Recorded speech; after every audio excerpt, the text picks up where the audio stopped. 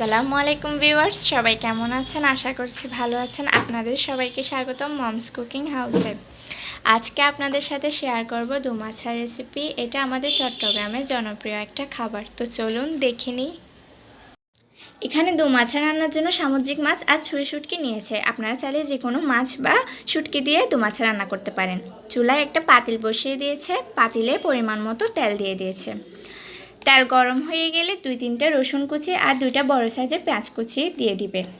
পেঁয়াজ রসুন হালকা ভেজে নেবে। ভাজা হয়ে গেলে কেটে রাখা টমেটো আর ফালি করে রাখা একটা কাঁচামরিচ দিয়ে দিবে। হালকা নেড়ে চেড়ে দিবে। নেড়ে চেড়ে দেওয়া হয়ে গেলে এখানে 1 চামচ হলুদের গুঁড়া, 1 চামচ ধনে গুঁড়া আর 2 চামচ মরিচের গুঁড়া দিয়ে দিচ্ছে। তারপর দিয়ে দিচ্ছে স্বাদ মতো লবণ।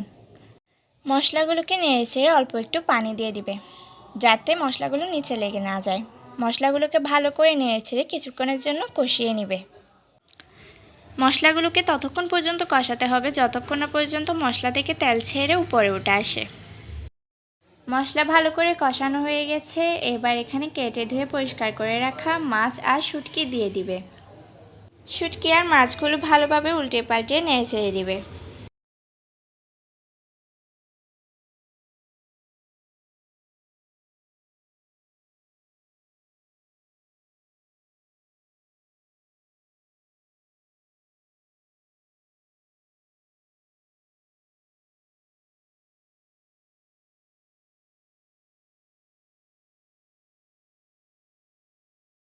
এবার এখানে 3-4টা আস্ত কাঁচামরিচ আর অল্প পরিমাণে পানি দিয়ে দিবে।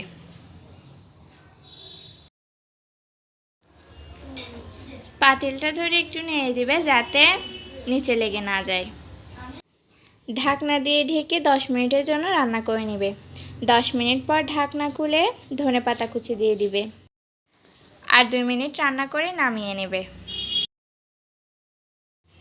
তো দেখতেই পাচ্ছেন রান্না হয়ে গেছে দোমাছা। এটা দেখতে যেমন লোভনীয় হয়েছে, খেতেও কিন্তু খুব মজা হয়েছে।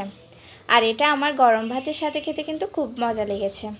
তো আপনাদের যদি এই দোমাছার রেসিপিটি ভালো লেগে থাকে তাহলে আমাদের ফেসবুক পেজে ফলো দিয়ে দিবেন, লাইক, কমেন্ট এবং শেয়ার করে দিবেন। আল্লাহ হাফেজ।